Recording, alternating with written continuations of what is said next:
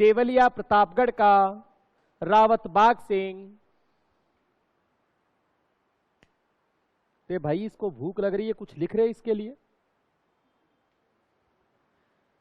देवलिया का रावत बाग सिंह दुर्ग की रक्षा करते हुए, दुर्ग की रक्षा करते हुए, इसी सेंटेंस में मैं पूरा लाइन बोल रहा हूं। देवलिया का रावत बाग सिंह दुर्ग की रक्षा करते हुए, दुर्ग की रक्षा करते हुए मारा गया, मर गया, कोई दिक्कत नहीं हुई।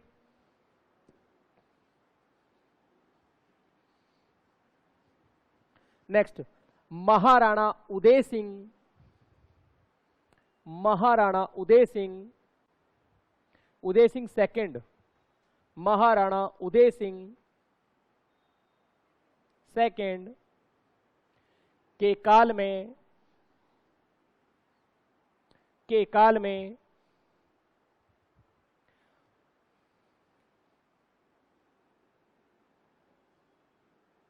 23 अक्टूबर 1567 को, 23 अक्टूबर 1567 को अकबर ने, अकबर ने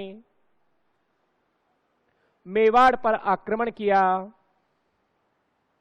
मेवाड़ पर आक्रमण किया।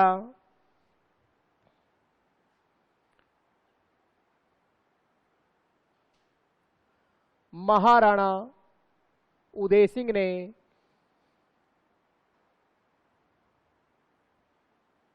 महाराणा उदय सिंह ने जयमल राठौड़, महाराणा उदय सिंह ने जयमल राठौड़,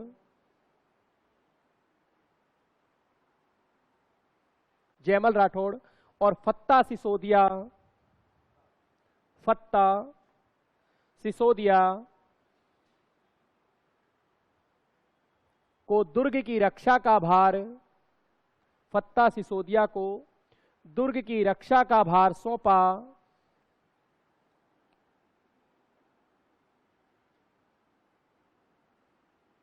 का भार सौंपा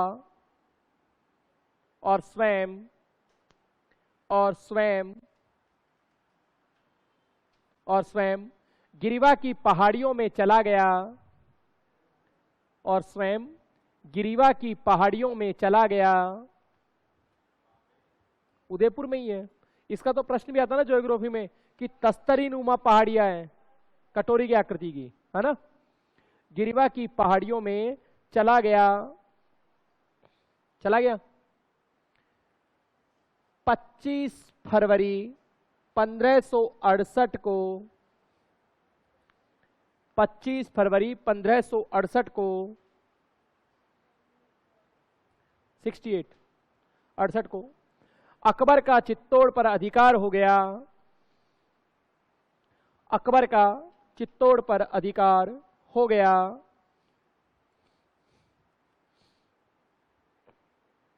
फत्ता सिसोदिया की पत्नी, क्या नाम था, फूल कवर, फत्ता सिसोदिया की पत्नी, फत्ता सिसोदिया की पत्नी फूल कवर के नेतृत्व में,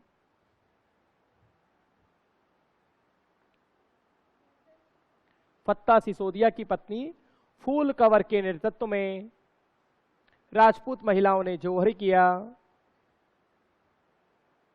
जौहर किया। यह है चित्तौड़गढ़ का, यह है चित्तौड़गढ़ का कौन सा, तीसरा जौहर है, तीसरा जौहर है।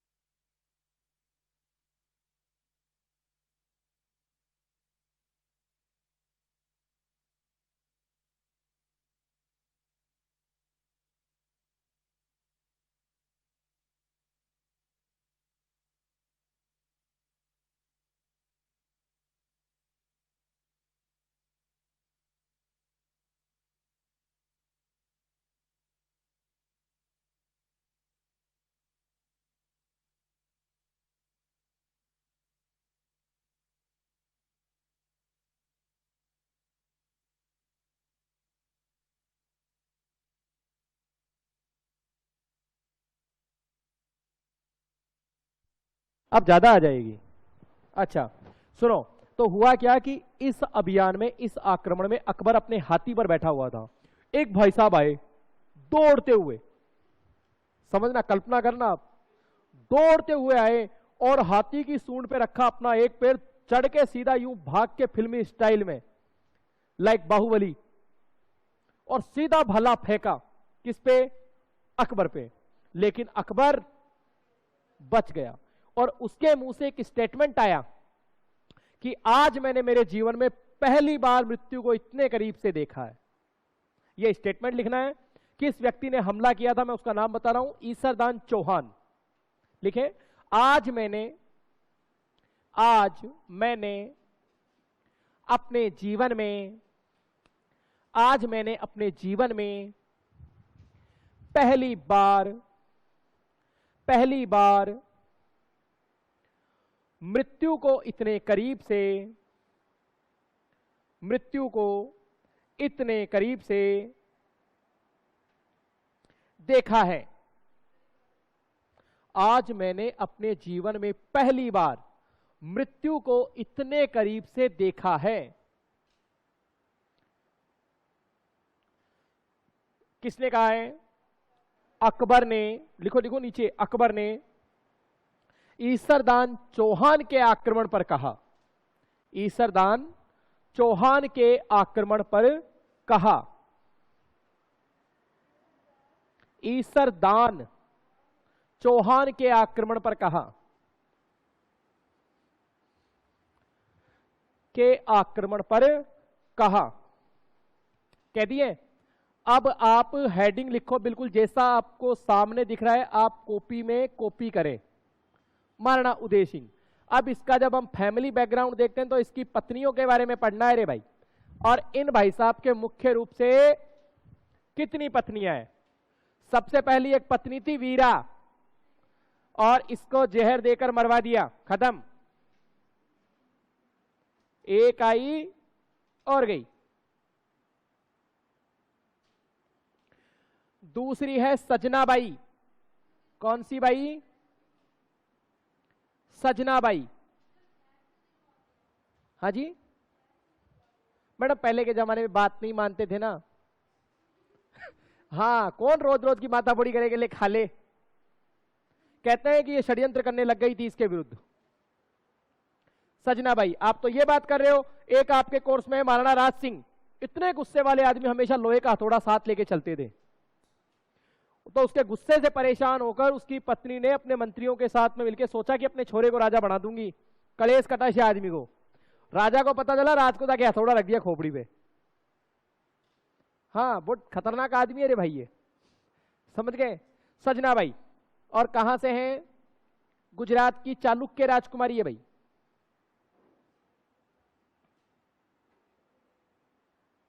चालुक्य राजकुमारी। और इसका पुत्र कौन है? शक्ति सिंह। और शक्ति सिंह में ऐसे डायग्राम रखना ताकि मैं एक आध लाइन लिखवाऊं तो यहीं कहीं लिखवा लूं अपने, है ना। तीसरी है आपकी जयवंताबाई। नाम सुना है? जयवंताबाई, पाली के अखेरा सोनगरा की पुत्री।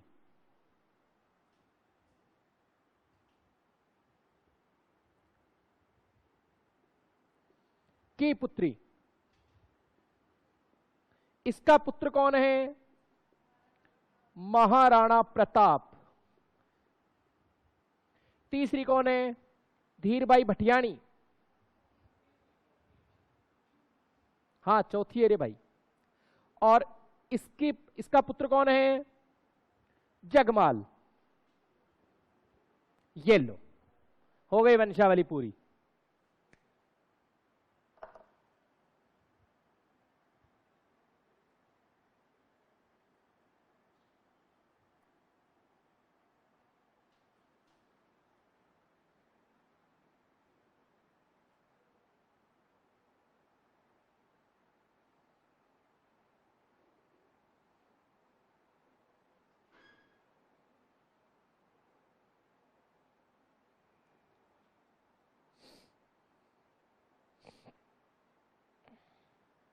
हाँ जी, हो गया। अभी तो कह रहे थे फटाफट लिखवाओ। वो गुरुजी बोले कि जल्दी जल्दी लिखवाओ।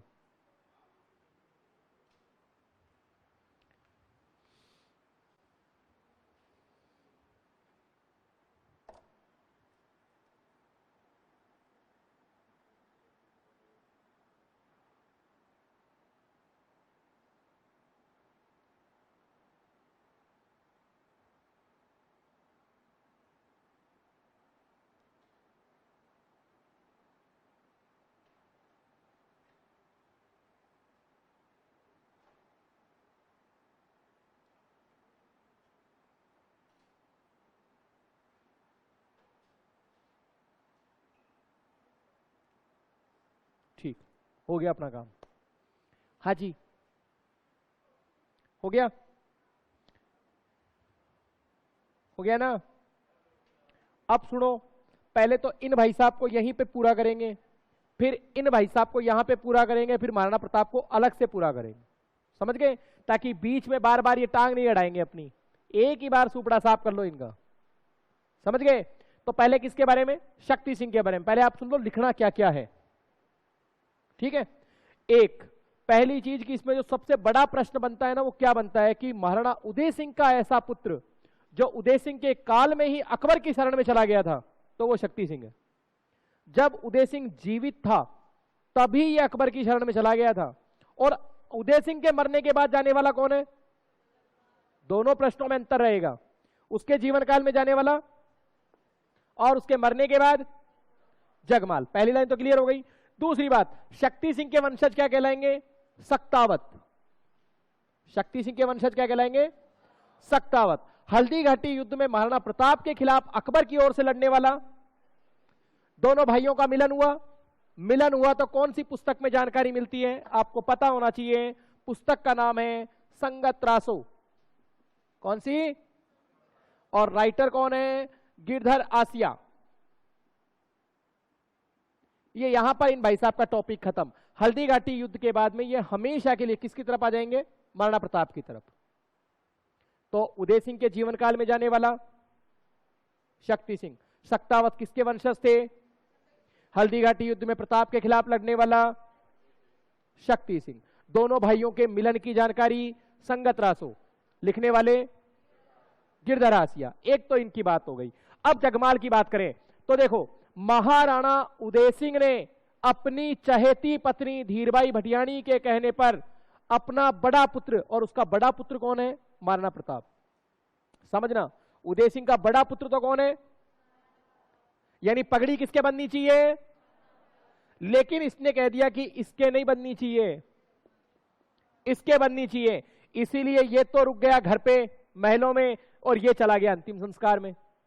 इसीलिए मेवाड़ का एकमात्र ऐसा राजा जो अपने पिता के अंतिम संस्कार में शामिल हुआ हो, महाराणा प्रताप। ऊपर से चूंकि इसको बनाकर गए हैं तो इसके व्यवहार से मेवाड़ के सामंत प्रसन्न नहीं थे। अब राजा बना गए और सामंतों ने किसी और को बना दिया, तो बताओ ये खुश होगा कि नाराज होगा? नाराज होगा। और नाराज होके कहां चला गया? अकबर के पास। जैसे ही राय सिंह ने, राय सिंह मतलब बीकानेर, जैसे ही राय सिंह ने सिरोही को जीता, किसको जीता? सिरोही को। तो आधा सिरोही किसको दे दिया गया? जगमाल को। अकबर की एक बहुत अच्छी आदत होती थी, कोई आता था तो उसको जागीर वगैरह देते थे। जैसे जब ये स्टार्टिंग में गया तो इसको दे दी आंधी और जहाजपुर की जागीर। कौन कौन सी? आंधी और जहाजपुर की जागीर किसको दी गई थी? जैसे ही राय सिंह ने सिरोही को जीता तो इसको आधा सिरोही दे दिया। और 1583 में 1583 सिरोही में एक युद्ध हुआ जिसको बोलते हैं दत्तानी का युद्ध। कौन सा? और इस दत्तानी के युद्ध में ये महाराज काम आ गए। समझ गए? हाँ, तो उसमें नहीं आया ये लड़ने ना, उसमें शक्ति सिंह आया है। ठीक है। अब देखो, राजा किसको बनाकर गए और बना कौन?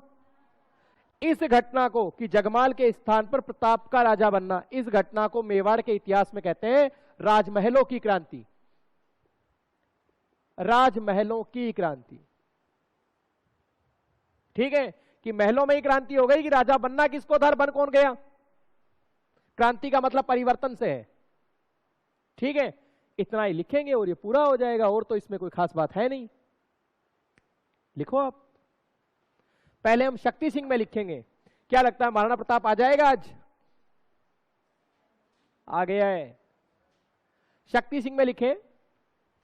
हाँ, पहले शक्ति सिंह में लिखेंगे अपन।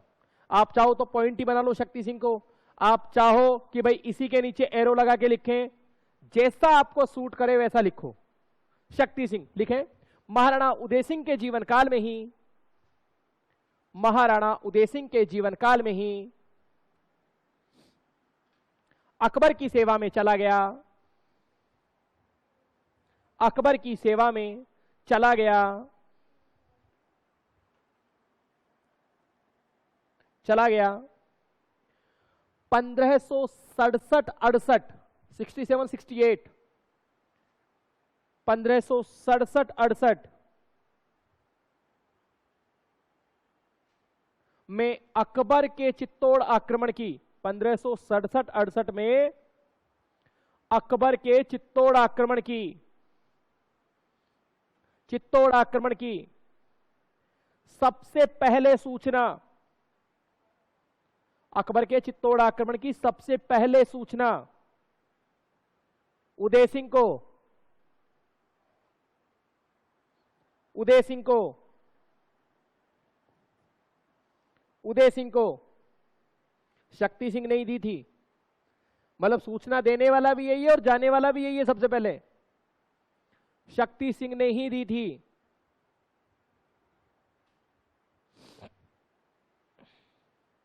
शक्ति सिंह ने ही दी थी, दे दिए।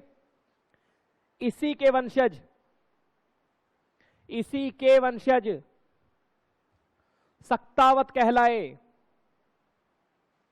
लिखूं? हाँ, कठिन शब्द आ गया भाई। सक्तावत कहलाए। इसी के वंशज क्या कहलाएंगे? सक्तावत कहलाए। हल्दी घाटी युद्ध में, हल्दी घाटी युद्ध में प्रताप के विरुद्ध, प्रताप के विरुद्ध अकबर की ओर से, प्रताप के विरुद्ध अकबर की ओर से, अकबर की ओर से शक्ति सिंह ने भाग लिया, शक्ति सिंह ने भाग लिया।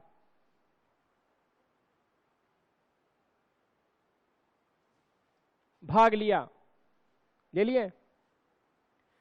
दोनों भाइयों के मिलन की जानकारी, आया हुआ प्रश्न है ये। दोनों भाइयों के मिलन की जानकारी, और दोनों भाई कौन? शक्ति सिंह और महाराणा प्रताप। दोनों भाइयों के मिलन की जानकारी, की जानकारी गिरधर आसिया की पुस्तक, गिरधर आसिया की पुस्तक, की पुस्तक संगत रासों में मिलती है, संगत रासों में मिलती है।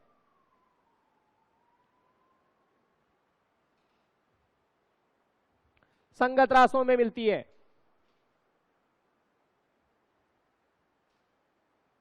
संगत रासों में मिलती है। मिल गई, कोई दिक्कत नहीं हुई। चलो अब बढ़ाओ जगमाल। अभी टाइम है मैडम? हाँ, जगमाल।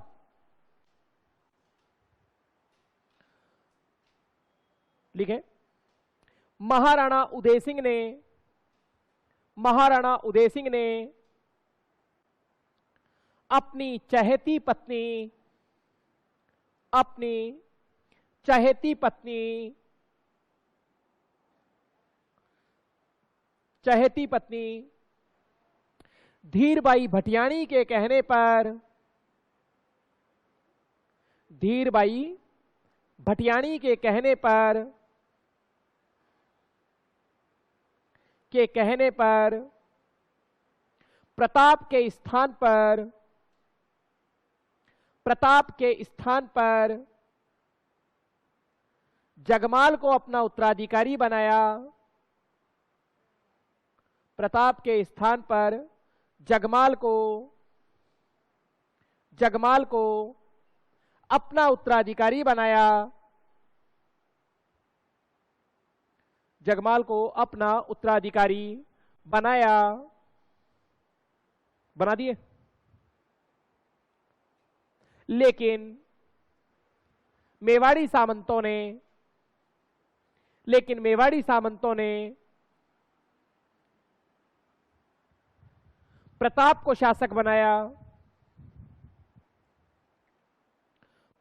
शासक बनाया, जिससे नाराज होकर जगमाल अकबर की शरण में चला गया।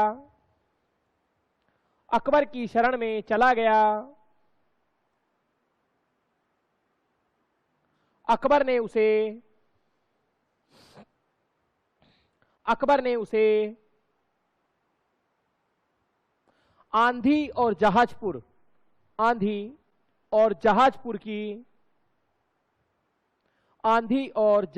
की जागीर दी। रायसिंह द्वारा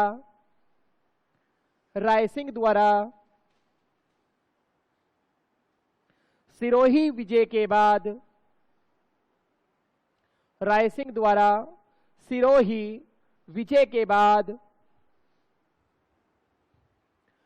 अकबर ने आधा सिरोही, रायसिंह द्वारा सिरोही विजय के बाद आधा सिरोही जगमाल को दे दिया। आधा सिरोही जगमाल को दे दिया।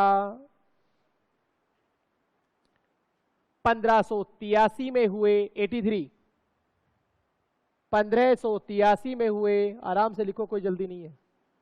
1583 में हुए दत्तानी के युद्ध में, दत्तानी, कौन सी ताणी? दत्तानी, हाँ सिरोही में ही है। 1583 में हुए दत्तानी के युद्ध में जगमाल मारा गया। आराम से लिखो, जगमाल, अरे मैडम क्या गुस्सा कर रहे हो आप भी, लिखो मारा गया। हाँ जी सर, अब आप एक छोटा सा पॉइंट बना लीजिए। अरे एक ही लाइन बची है, आप चाहो तो लाइन के रूप में लिखवा दूं, चाहो तो पॉइंट के रूप में लिखवा दूं। राजमहलों की क्रांति, ये बच गया ना, लिखो राजमहलों की क्रांति।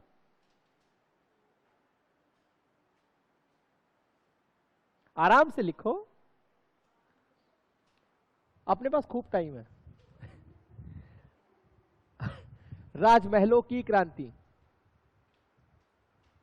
जगमाल के स्थान पर जगमाल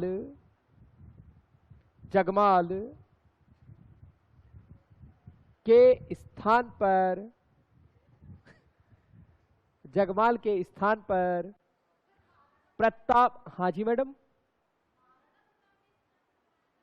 ना बोला ही नहीं ऐसा तो मैंने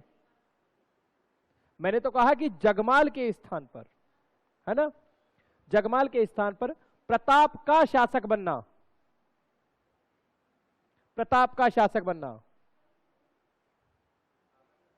ठीक है। अरे बात तो इतनी सी है बस, इसी को कहते हैं राजमहलों क्रांति। शासक बनना मेवाड़ के इतिहास में, हाँ पूरी लाइन लिख लो, मेवाड़ के इतिहास में राजमहलों की क्रांति कहलाती है। राजमहलों की क्रांति कहलाती है।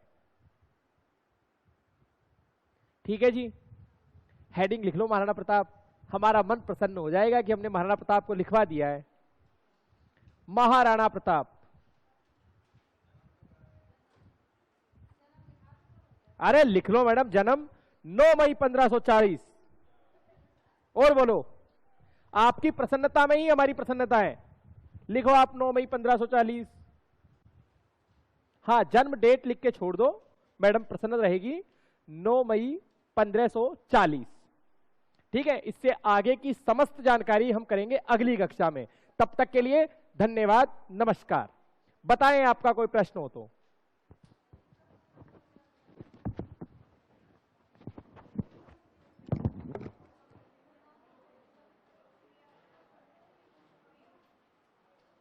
देखो, हमारे प्रिंसिपल साहब ने 2-2 फोन कर दिए। आपके महाराणा प्रताप के जन्म के चक्कर में हमने उनसे बात